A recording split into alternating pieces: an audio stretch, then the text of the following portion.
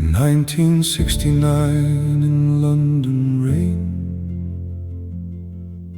a famous man sent honors back again. A medal wrapped inside a quiet note against the wars that governments promote. He wrote of Biafra in the letters aligned beside Vietnam in troubled times, while far away beneath Nigerian skies another kind of courage stayed alive. He knew Turu when rumors traveled fast and fear moved slowly through the grass. A gallant grandfather stayed behind with loaded rifle resolved in mind. The wives and children fled in fear as distant fighting traveled near. He chose to stand beside his land, prepared to fight with his own hands. And though the soldiers never reached that place, the war still left its mark and trace. One man returned a medal to the crown. One family kept their children hidden down.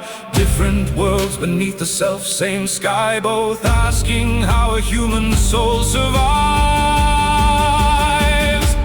Return medals, hidden children. Two stories carry through the storm. One from palace gates in England, one from homes where fear was born. One was written into headlines, one stayed quiet for years unseen, but both were shaped by distant violence and all the spaces in between.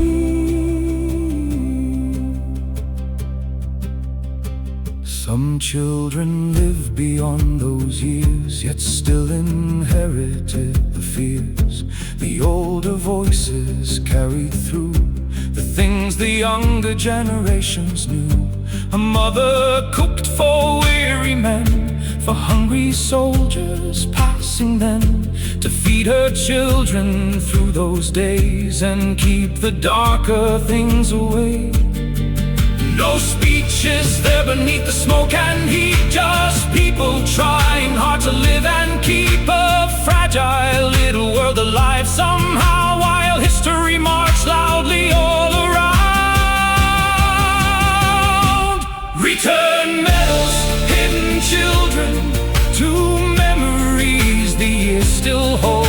One became a public symbol, one was quietly handed down at home.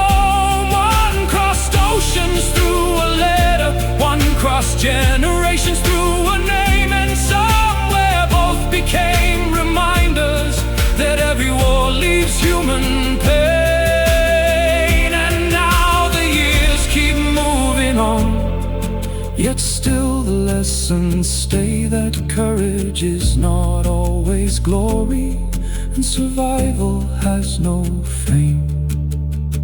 Sometimes protest wears a medal, sometimes courage guards a door, sometimes history lives in silence long after wars are over for sure.